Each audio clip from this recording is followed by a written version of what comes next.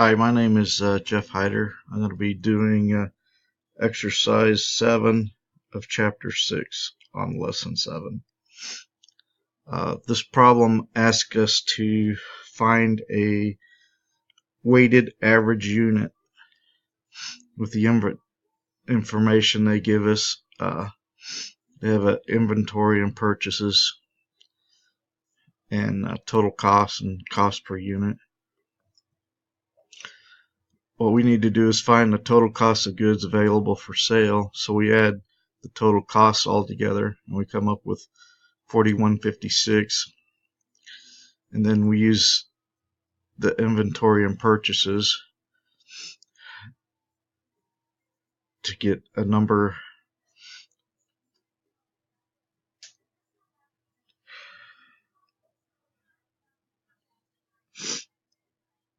of inventory that we need to divide by, and we add that up and it comes to 676. And then you take and divide 676 into 4156, and that gives us the 66.148 of the weighted unit average unit cost.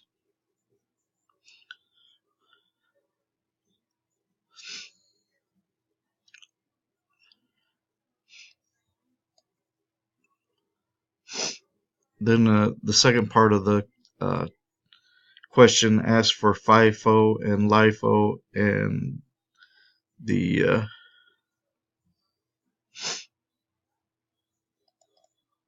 cost of ending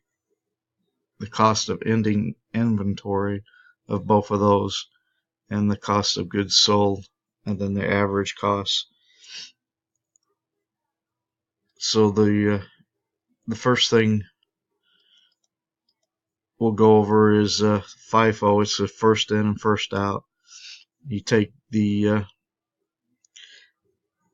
inventory times 7, the unit cost, and the ending inventory of 212, and subtract that from the 210, and you get 2.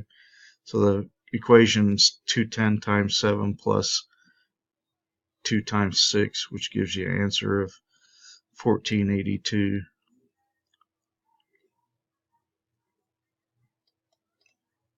Which is the FIFO, the cost of the ending inventory for FIFO. LIFO is the last in, first out. You multiply the beginning inventory, 110 times 5 of the unit cost. And the ending inventory is 212 minus the 110. It gives you a balance of 102. And then the equation comes up with 110 times 5 plus 102 times 6, which gives you an answer of 1162.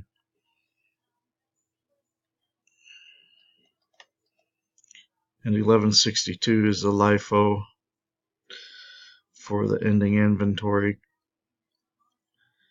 And then you take, for the FIFO, cost of goods sold, you take the total cost of goods available for sale minus the 1162 that we figured out just a second ago.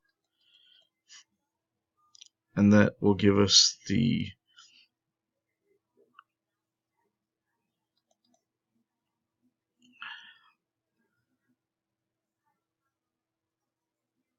FIFO cost of goods sold. Then we take and figure out LIFO, cost of goods sold,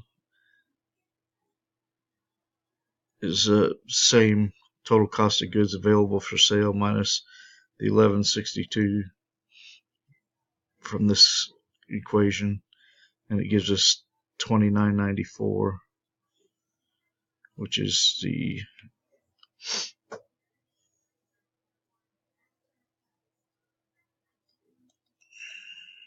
cost of goods sold for LIFO.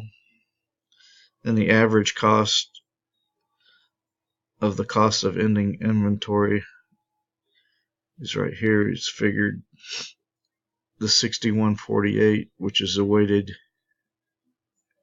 6.148, which is the weighted average unit cost times the ending inventory, is which is 212, which comes out to be 1303, which is the average cost of the ending inventory. And average cost of the cost of goods sold is the total cost of available goods for sale again, minus the 1308, which we just figured, or 1303, which we just figured, and it gives us the average cost of goods sold. If there wasn't a tutorial, I doubt if I could have got this. If you have any questions, post it on the board. Thanks.